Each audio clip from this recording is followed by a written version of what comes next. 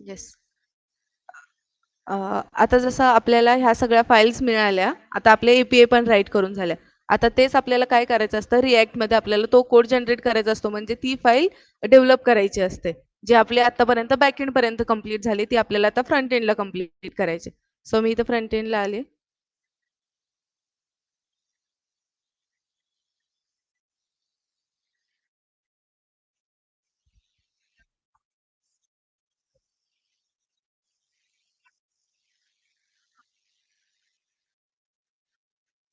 हं. आता ह्याच्याच खाली आपला फ्रंट एंडचा प्रॉम्प्ट आहे, ज्याच्यामध्ये आपण त्याला खूप सिंपल सांगितलंय, की तुला काय करायचंय, की तू एएसपीएक्स डेव्हलपर आहे, तुला वर्क पेज चेक करायचं आहे. आपले रिस्पॉन्सिव्ह आणि यूआयचे जे चेक्स आहेत ना, ते सगळे चेक करायचे. बटन्स कन्सिडर्स असतील ते सगळे चेक करायचे आणि त्यानुसार स्क्रीन डेव्हलप करायचे. तर मी हा एक प्रॉम्प्ट देते त्याला. पण आता फ्रंट एंड साइडला आहे ना, जे आपण त्याला कंटेक्स्ट देतोय ना, तो कंटेक्स्ट देणं खूप इम्पॉर्टंट आहे. कारण आपण जे मर्ज आपण जे मायग्रेशन करतोय, तर त्या मायग्रेशनमध्ये आपण खूप वेगळा चेंज करतोय त्याच्यामध्ये. कारण आपली साईट दिसायला वेगळी आहे आणि म्हणजे ही साईट वेगळी दिसते आणि आपल्याला पूर्ण आपण हा एक नवीन यूआय त्याचा बनवतोय. तर मग आपली चेकलिस्ट आपल्या जे काही स्टँडर्ड्स आहेत ते त्याला समजणं गरजेचं आहे. सो त्याच्यासाठी मी पहिलं तर काय करेल, आपली युजर स्टोरी असतात ना, त्या युजर स्टोरी कर्सर थ्रूच काढलेल्या असतात. पण जेव्हा आपले टेस्टर ते युजर स्टोरी देतात ना, तेव्हा त्यांनी ना आपली यूआयची चेकलिस्ट त्याला दिलेली आहे. मग तो तशानुसार आपली युजर स्टोरी जनरेट करतो. तर मी पहिले युजर स्टोरी घेईल, ती की मला तिथे ते कर्सरच्या तिथं कंटेक्स्टमध्ये द्यायची आहे.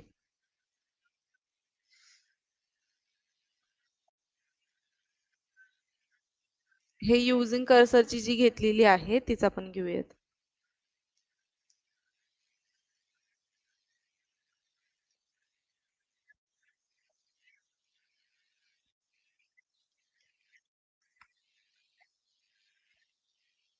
कंट्रोल एन केलं, नवीन मध्ये टाकलं, कंट्रोल एस करते. युजर स्टोरी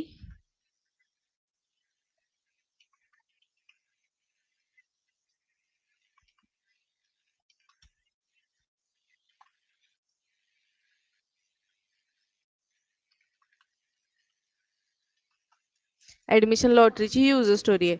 ही फाईल सेव्ह करते. तर त्याचबरोबर काय करायचं, ASPX मधून आपल्याला दोन फाईल मिळाल्या, एक यूआयची आणि एक एपीआयची. तर आता ती यूआयची फाईल घ्यायची आपल्याला, ती पण सेम कॉपी करायची आणि तिकडे पेस्ट करायची न्यू फाईल म्हणून.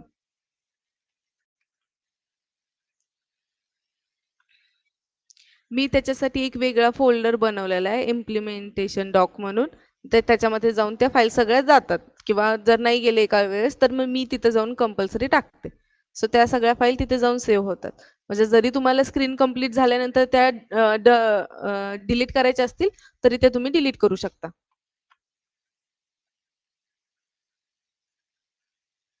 आता हे आहे ना आपलं बॅकएंड साईडला जी स्क्रीन, एक मिनिट,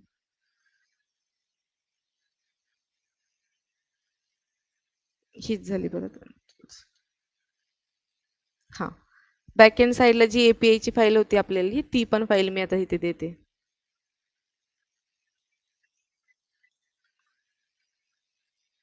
जी एपीआय डॉक्युमेंटेशनची असेल.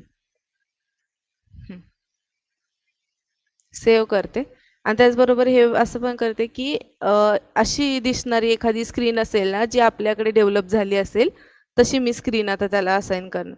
तर मी फक्त एकदा चेक करते, की तशी कुठली एखादी स्क्रीन आहे का आपल्याकडे, किंवा आकांक्षा मॅम, अंजली मॅम मला सजेस्ट करा, की अशी एखादी स्क्रीन आपल्या इथे कुठे दिसते का.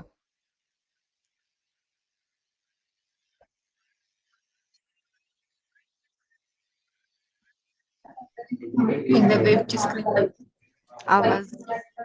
वेबची स्क्रीन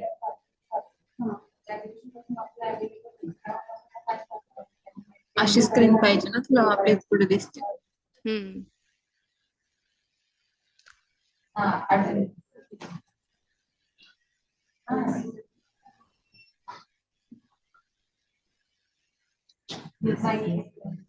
दोन लिस्ट आहेत आणि वर चेकबॉक्स आहे ना. हम्म. दोन लिस्ट आणि वर एक चेकबॉक्स आहे ना. हम्म. कॅन्सलेशनची दिली तर चालेल का? कारण त्याच्यामध्ये पण 2 लिस्ट येतात. हम्म. हं? ओके. ही ना आपल्याकडे पहिली डेव्हलप झालेली स्क्रीन आहे, की जशी ती स्क्रीन दिसते तशी त्याप्रमाणे थोडीशी ही तशी स्क्रीन दिसते. म्हणजे पूर्ण नाही, पण थोडंसं त्याच्यामध्ये चेंज करावं लागेल आपल्याला. बट अशी स्क्रीन आहे आणि या स्क्रीनवरती जे काही कॉम्पोनंट्स यूज झाले असतील ना, ते कॉम्पोनंट तो यूज करेल. सो मी त्याला काय करेल, कंट्रोल पी करून आपण सर्च करतो. कॅन्सलेशन फ्रॉम यूआयची स्क्रीन मी शोधली आणि त्याच्यामध्ये आता मी ह्याला ॲक्सेस देते.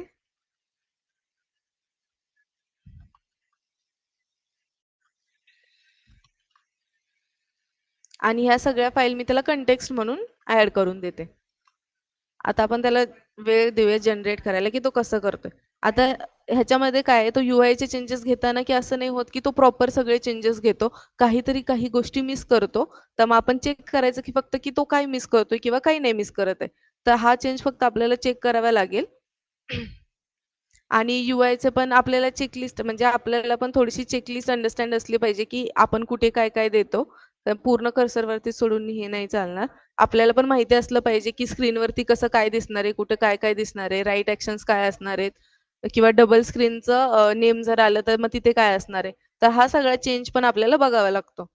म्हणजे आपण तेवढं थोडंसं त्याच्याकडे लक्ष द्यायचं, की काय आहे. कारण आपण मायग्रेशन करतोय. ॲज इट इज जर कोड घ्यायचा असता, तर आपण इथला जो कोड होता ह्यांचा हा वाला, की जो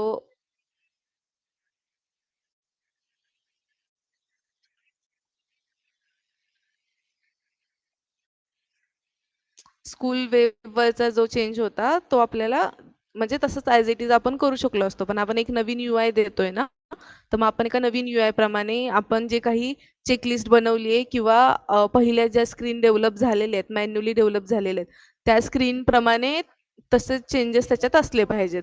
तशीच ती जी आपण डेव्हलप करू ती स्क्रीन दिसली पाहिजे. सो म्हणून आपण थोडंसं त्याच्यात मॅन्युअली थोडंसं हे करायचं, जास्त नाही.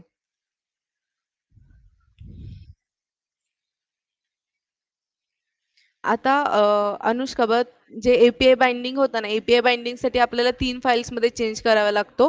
Admission lottery, admission interface, API आणि रिक्वेस्ट. तर बघ तो त्याने त्या 3 फाईल्समध्ये चेंज केला. म्हणजे त्याला पण ते सांगितलं गेलं की आणि आपलं कोड स्ट्रक्चर जे आहे ना, ते पण ते फॉलो करतो. एपीआय बाइंडिंगला तू हेच यूज करतेस ना? या 3 फाईलमध्ये चेंज करतेस ना? हो. येस.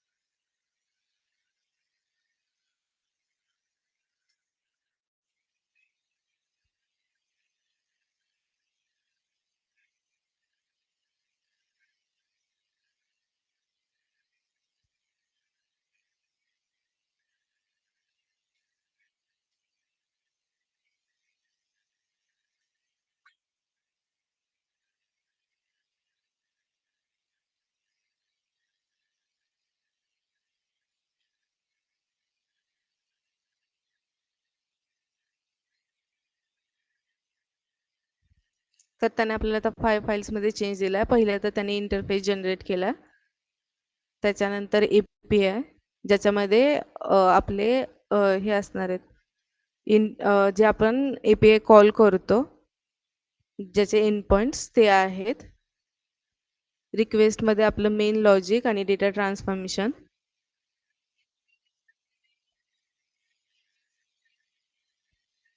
त्यानंतर ॲडमिशन लॉटरीची स्क्रीन.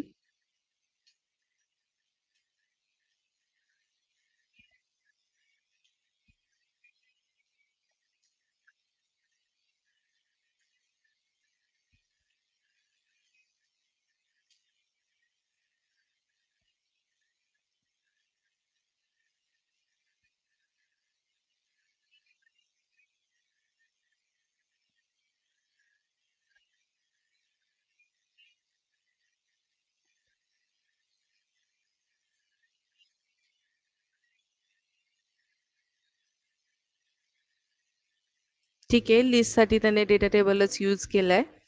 हे सगळे बटन्स आहेत आणि वरचे सगळे चेक बॉक्सेस आहेत जे स्क्रीनवरती आपल्याला दिसत होते ते. 2 लिस्ट आहे त्याच्यासाठी 2 वेगळे आणि त्याच्यानंतर डिव्हिजन सिलेक्शन पॉपअप असा पण काही एक पॉपअप आहे स्क्रीनवरती, त्याच्यासाठी कोड त्याने राईट केलेला आहे.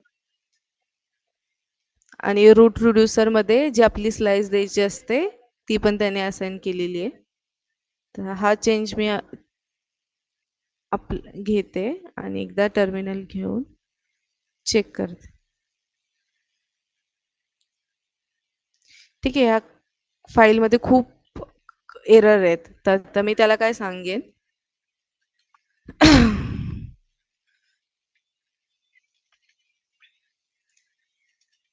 इन दिस स्क्रीन मी पहिलं स्क्रीन असाइन केली व पहिलं कंटेक्स्ट त्याला दिलंय की कुठल्या स्क्रीनमध्ये इश्यू आहेत. Showing errors.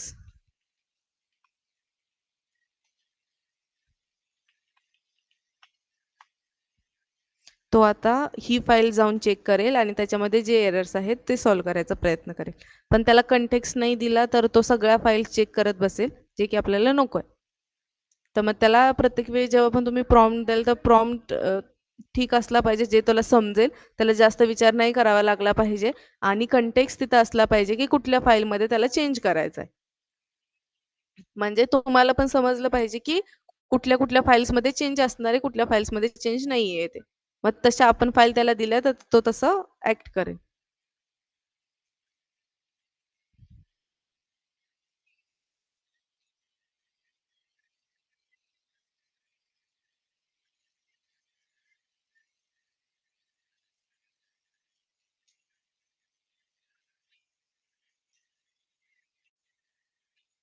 रेकॉर्डिंग चालू आहे का? हो सर.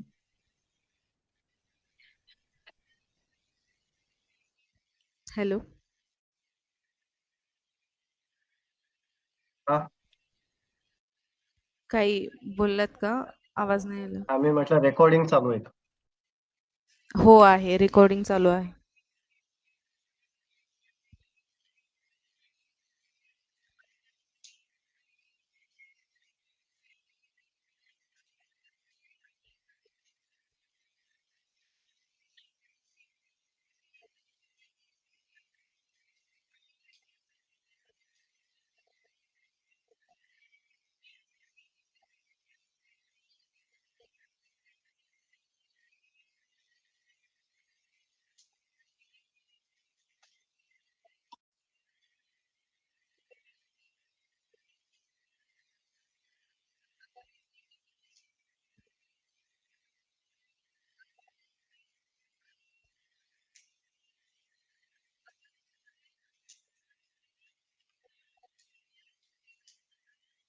स्क्रीन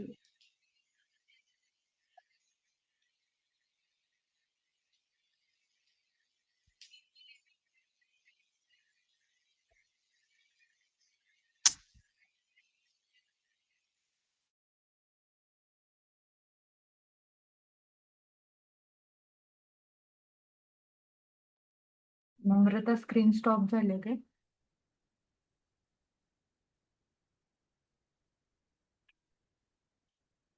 नम्रता तिचं काहीतरी